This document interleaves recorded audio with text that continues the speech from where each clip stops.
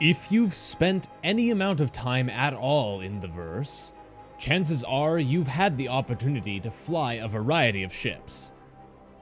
While you may not have tried everything that Star Citizen has to offer, I'm willing to bet that you've flown in a light fighter at some point. They may not be your favorite ships, but I think everyone can recognize that these small, nimble combat ships are one of the most commonly flown classes of ships in the verse. But with such a wide variety of light fighters around, which are the best? Which are the worst? Which ones are worth your time and which are not? We're going to be taking a look at every single light fighter in the verse right now, discussing their pros and cons, and my personal thoughts about each of them. Grab a snack and buckle in. This may take a while. Before we get into things though, if you haven't done so already, be sure to subscribe to my channel for more Star Citizen content, and join my Discord to chat with me and other members of the community. Link in the video description.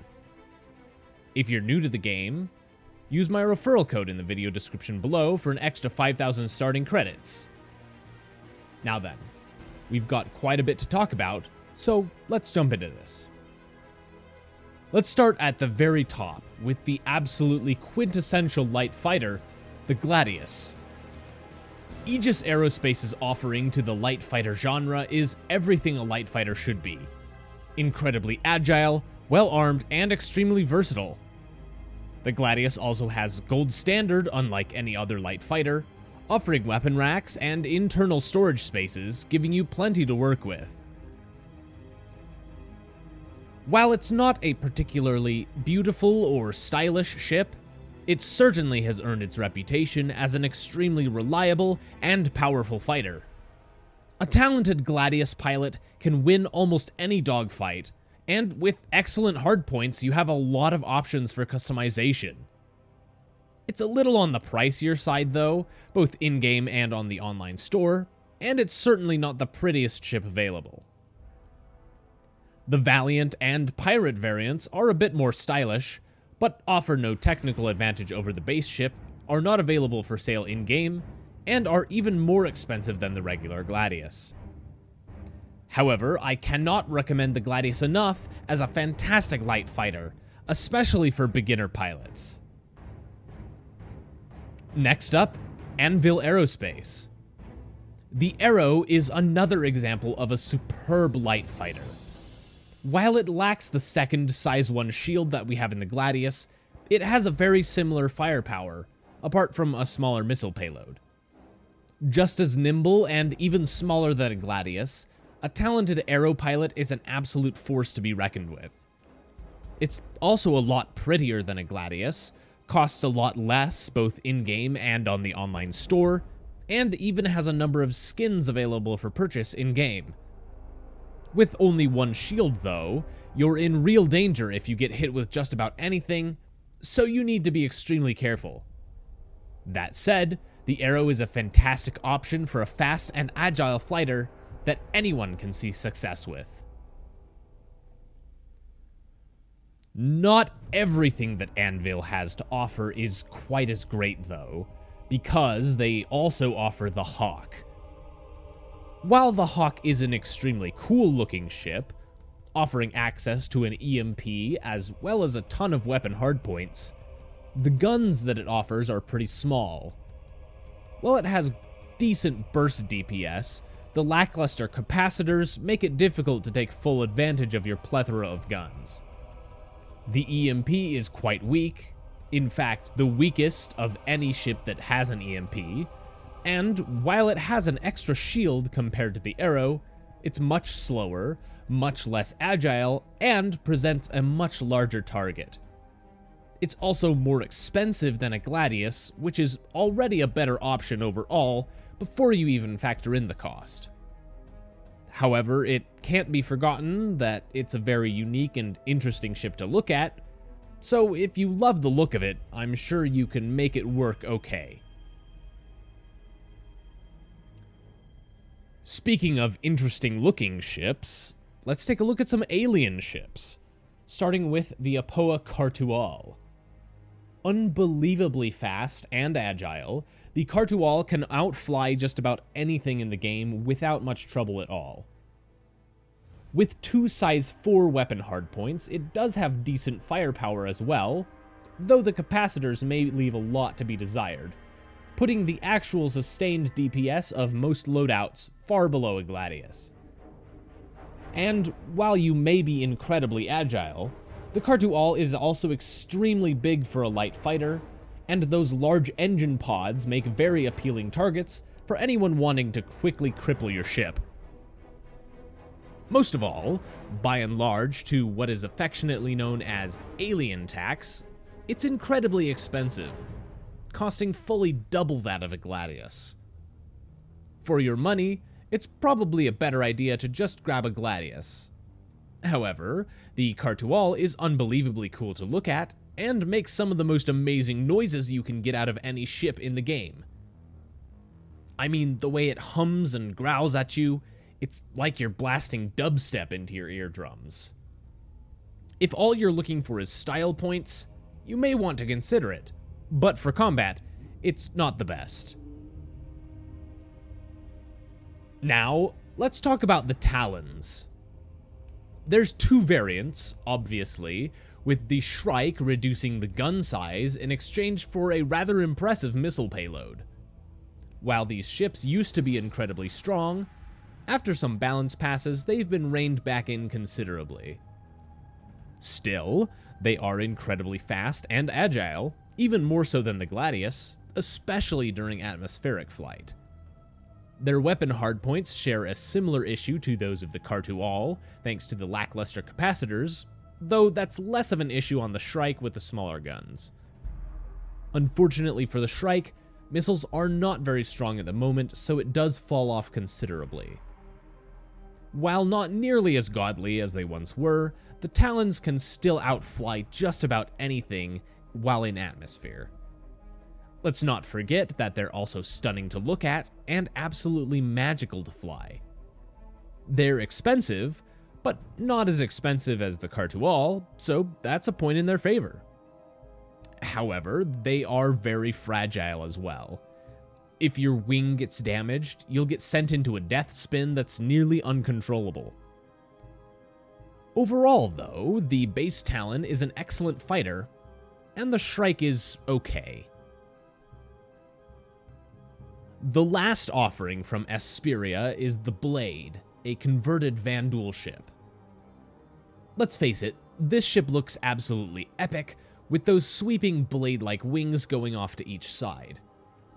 It has decent firepower as well, which is nice because the weapons are all bespoke, you can't change them at all.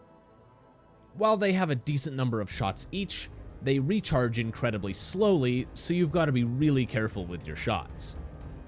They're all cannons as well, which are not quite as good as repeaters for dogfighting. It flies pretty decently though, with comparable flight stats to the Gladius. Of course, like all alien ships, it's got a pretty extreme price tag, costing fully triple the price of a Gladius.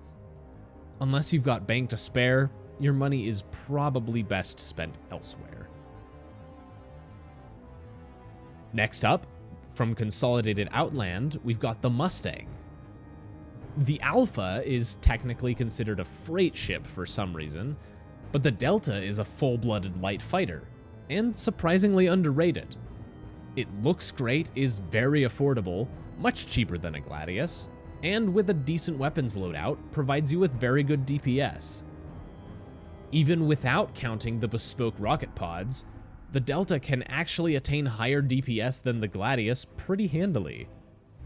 While it is slightly larger than a Gladius and slightly slower in maneuvers, it's still a great ship, and I find it strange that we don't see more of them around the verse. Next up is Drake, and obviously, Drake could never make a decent fighter. Just kidding. The Buccaneer is a fantastic fighter, and I'm not just saying that because I've got nostalgia for the first ship I ever flew in the verse. It's a great ship. Following the Drake philosophy of having as many of the largest guns they can find to strap onto a ship, the Buccaneer definitely punches above its weight class. It's not quite as agile as a Gladius, but in a straight line, it's one of the fastest ships out there. It's a great option if you want to fly something a bit outside the norm, and with the enormous guns that it has on it, is one of the few light fighters that can actually take on larger ships, such as a Hammerhead. MISC has an interesting ship to offer, the Reliant Tana. You don't often see these ships around the verse, which is a shame. The Reliants are such interesting ships, with their spinning wings and bubble cockpit. The Tana doesn't fly quite as nicely as a Gladius, but it's got a nice interior, large enough to hold cargo boxes, and there's also room for a co-pilot. The weapon loadouts on the Reliant series are highly customizable, providing you with swappable turrets on the wingtips that can actually be controlled by a co-pilot. With some customization, the Tana can have a notably high DPS and a great missile loadout as well. It also comes with a toilet, internal storage, weapon racks, beds, and more.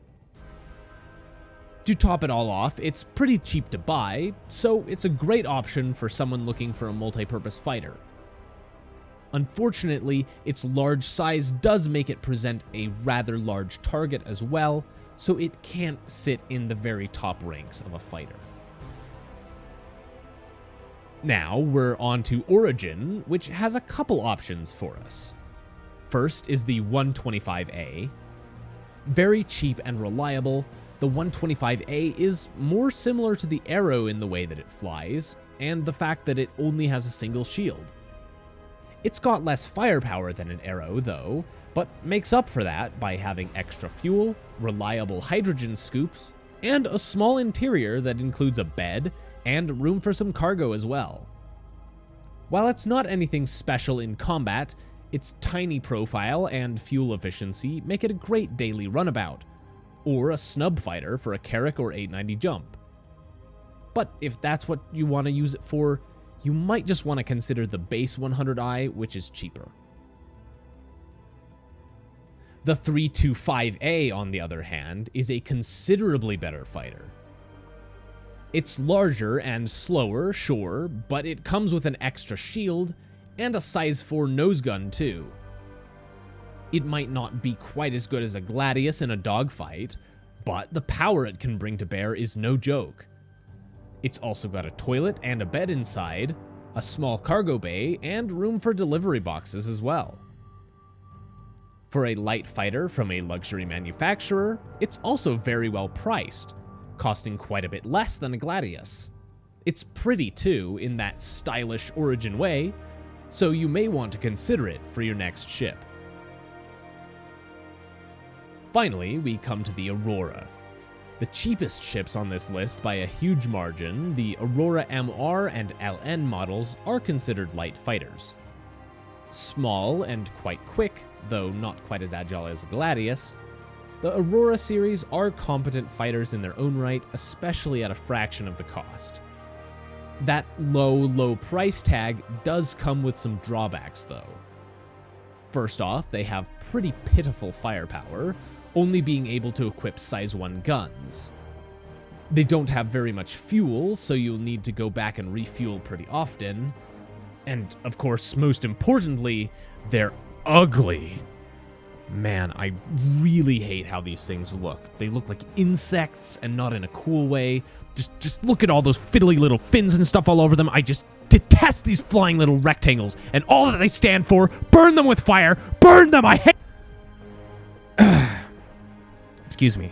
Sorry about that. As I was saying, as a starter ship, you may want to consider the Mustang over this one for combat. And with the addition of the functional cargo container on the Mustang in Alpha 3.17.2, there's really not much of a reason to get an Aurora right now. Anyways, those are my thoughts on all the ships classified as light fighters. There might be more ships that you guys may consider to be in a similar classification, so go ahead and let me know what other ships you think fill a similar role down in the comments. Also, don't hesitate to let me know what you think of the ships I covered in this video as well. which is your favorite or your least favorite. Thank you all for watching. If you'd like to help support my channel, consider joining the channel membership for early access to videos, perks in live stream chats, and more. I hope you all enjoyed the video, and I'll see you all in the verse.